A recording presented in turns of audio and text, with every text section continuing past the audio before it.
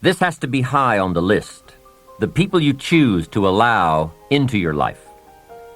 Mr. Schoaf gave me a very important caution in those early days, which I would like to repeat here for you. He said, never underestimate the power of influence. What an important statement. The influence of those around us is so powerful. Many times we don't even realize we're being strongly influenced because it generally develops over an extended period of time. Peer pressure is an especially powerful form of influence because it is so subtle. If you're around people who spend all they make, chances are excellent that you'll spend all you make.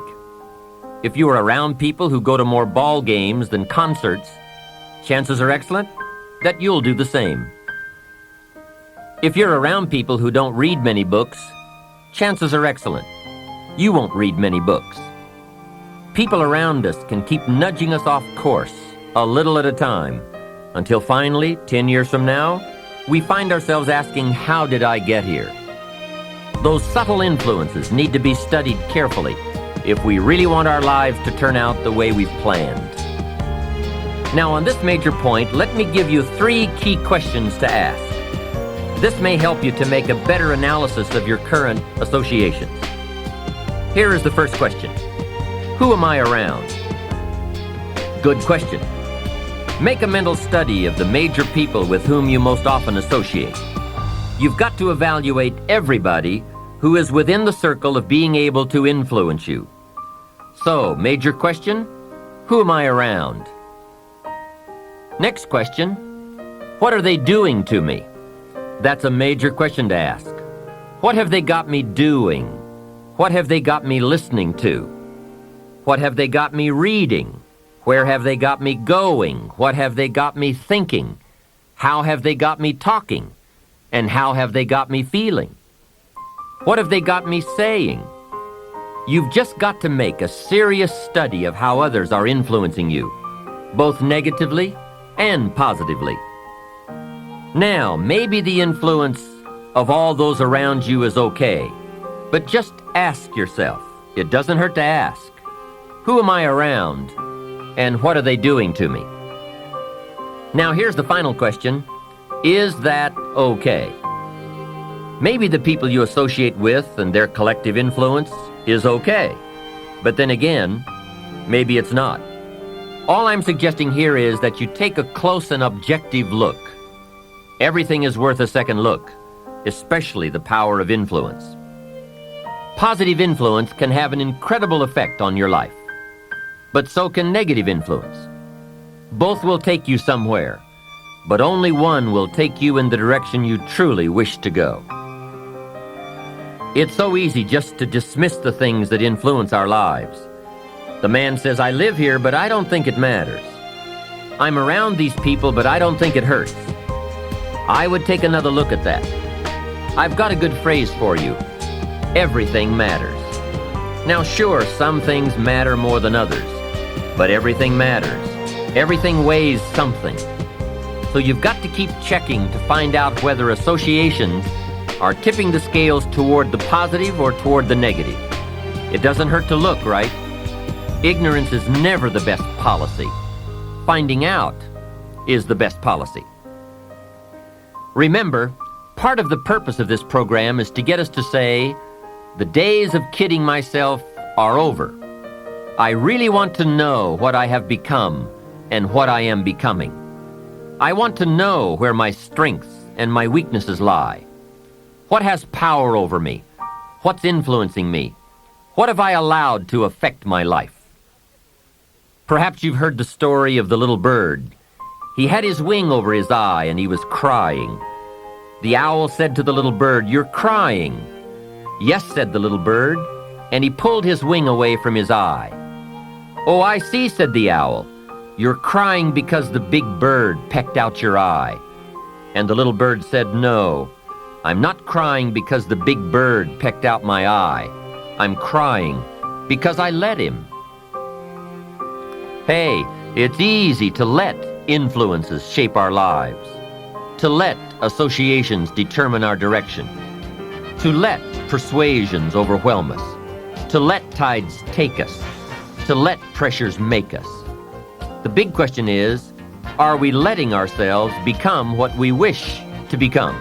In this most important subject of association, here are some actions you may want to take. First, disassociation. You may, after a study of those 3 questions, who am I around, what are they doing to me, and is that okay, you may come to the serious conclusion that there are some people you just have to break away from. I'm not saying that it's an easy step to take, and it's not to be taken lightly. However, I am saying it may be an essential task. You may just have to make that hard choice not to let certain negative influences affect you anymore. Remember, it could be a choice that saves the quality of your life. The second action you may want to take is limited association. It could well be that you are spending too much time in a certain area of your life with a certain group of people. It's easy to put time and effort in the wrong place. The guy spends 3 hours at the ball game and 30 minutes listening to the sermon. See, that's called out of balance. 30 minutes for spirituality, 3 hours for entertainment. That doesn't weigh well 5 years from now, 10 years from now, when you take a look at the sum total of your values in your life.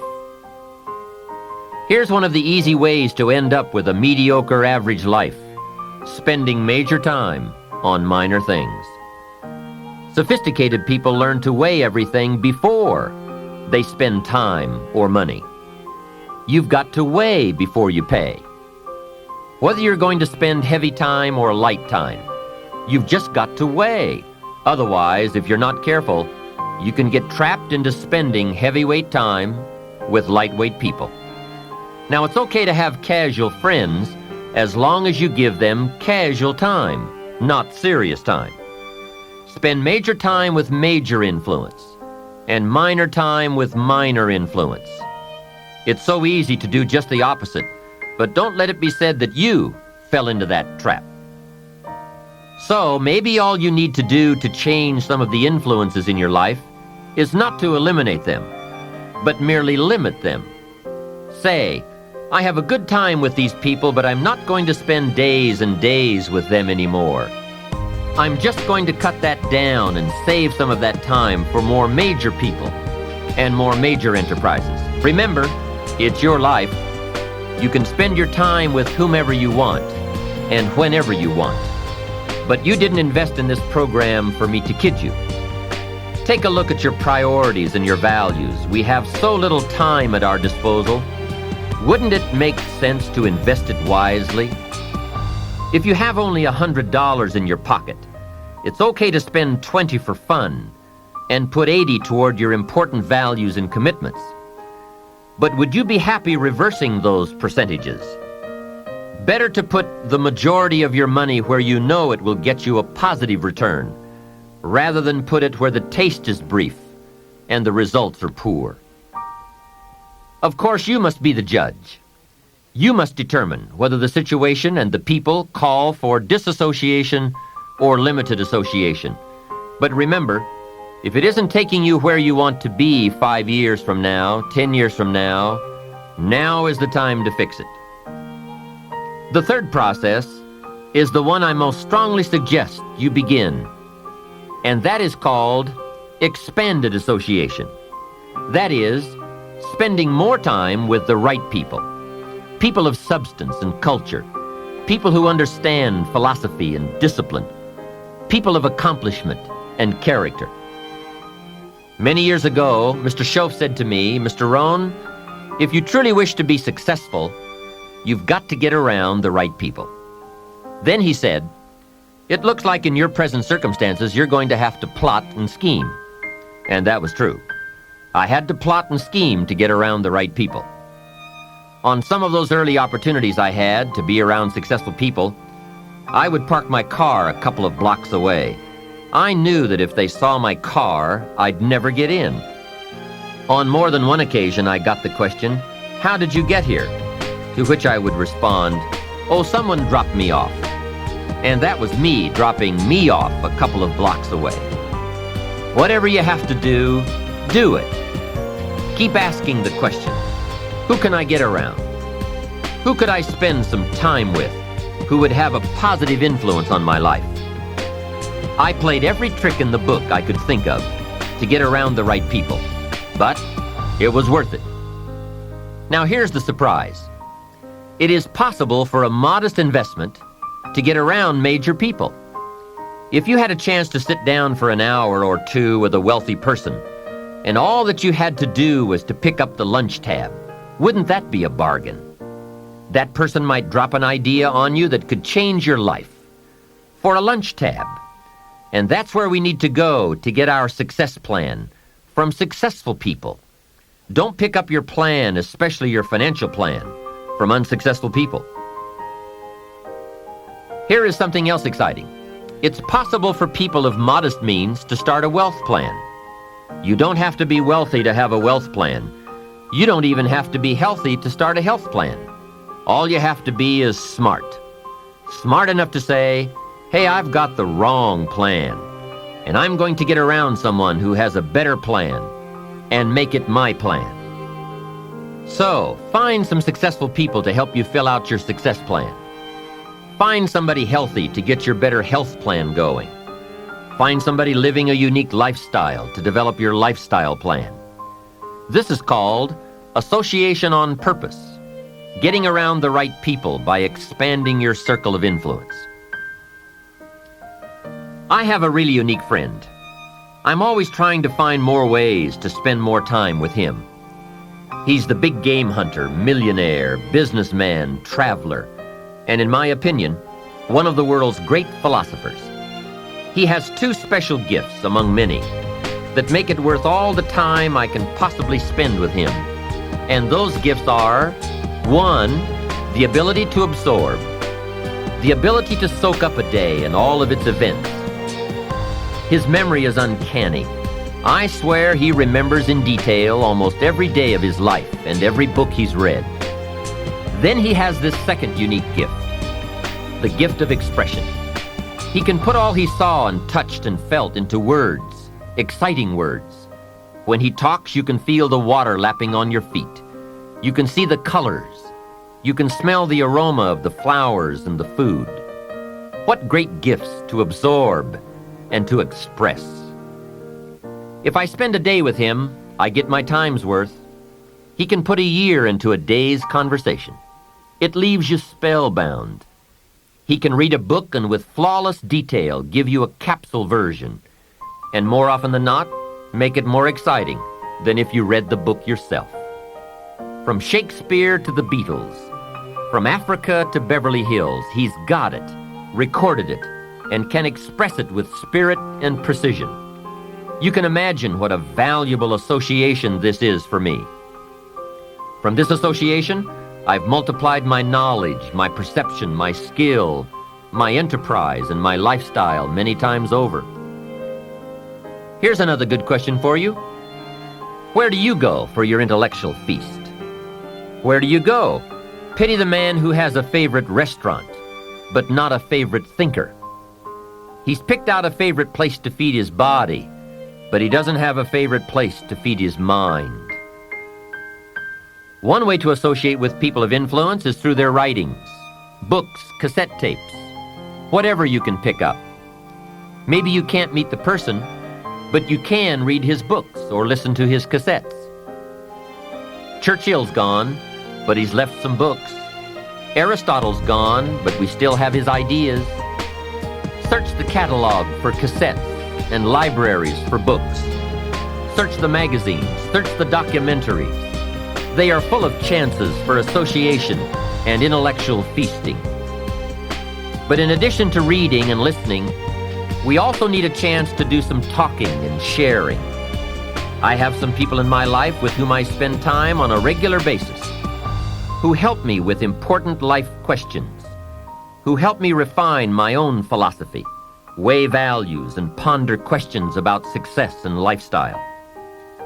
We all need associations with people of substance to provide influence concerning major issues: society, money, enterprise, family, government, love, friendship, culture, taste, opportunity, community.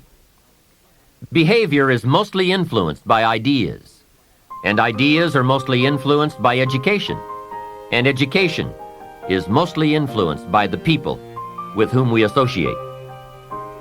So don't join an easy crowd. Make sure you get around people who can ask the right questions about the latest ideas you've discovered, about your philosophy, your enterprise, your goals, your lifestyle. Go where the demands are high, where the expectations are high, where the spotlight is on to grow, to produce, and to become more than you currently are.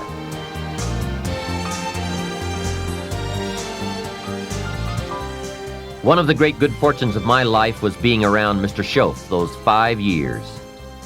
During that time, he shared with me, at dinner, on an airplane, at a business conference, in private conversation, with a group, all those ideas that caused me to make the helpful and necessary adjustments in my thoughts and activities.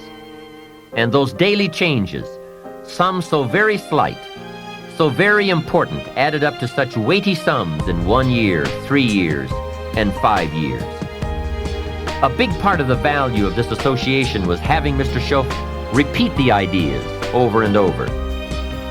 You just can't hear basics, fundamentals, major pieces of the philosophy of life too often. Another part was Mr. Shoaff's unique ability to check and measure my progress. That is so important. Measurable progress, and having someone to monitor that progress. I will never forget my first list of goals that I put together after Mr. Shoaff's breakfast lecture on setting goals. My list contained only 4 or 5 items. When I showed it to him, he said, "Is this your list?" I said, "Yes." Then he started asking those very wise questions that all people of success and substance are inclined to ask. He asked, "How about your health goals?" I didn't have any of those on my list. He asked, "How about your investment goals?" Those were lacking. "How about your travel goals, your family goals? How about your goals for gifts and sharing? Who would you like to meet? What would you like to become? What skills would you like to develop? Did you ever want to write a book, a poem? Would you like to be a sophisticated person of power and influence and culture? How about education for your children? Would you like to be debt-free? How about a splendid library stocked with the best of books? Would you like to make some new friends? Did you ever want to parachute out of an airplane? Fly a glider? Own a music library? Would you like to see New York? Visit Paris? Explore Rome? Do you need a ranch someday? A cabin in the mountains? Is there something you'd like to prove? A mark you'd like to make? Wow, what a mind-expanding conversation that was. And this was only one of many to come over those 5 years. What fantastic help it is to have someone who can ask the right questions. Remember, it's not just the answers that are important. It's the questions. Some of the most valuable influence comes from people with the awareness and skill to ask the major questions. Here's a project you might consider. Choose 2 or 3 people for whom you have a great respect. Ask each of them to make a list of the major questions they would ask if they wanted to help someone make the best choice that would lead to a successful and happy life. If you get 3 lists, you will be surprised at the difference among them. Successful people approach life from a variety of experiences and a variety of attitudes. Now, from these questions, you may get enough homework to get busy on for years to come. Another benefit of my association with Mr. Shoaff was that I kept growing in experience, knowledge, and accomplishment, and was able to bring all that value to the same basic questions. What a learning experience that was. Some of the early questions I had shrugged off, I now saw a growing importance they had. It was really my education that was changing, not the questions. It's like reading the Bible or listening to cassettes. When you have some added, measurable experience, you now bring to the reading and listening a new worth. You now listen and read at a new level. and the substance gleaned, the wisdom gathered from that new level can well be where your fortune and the best of your lifestyle can be developed. One more thought, and that is, strive to become the kind of person that people of quality and substance would want to be associated with. Become a person of skillful language, positive attitude, well-read and well-disciplined, a person of culture and intelligence.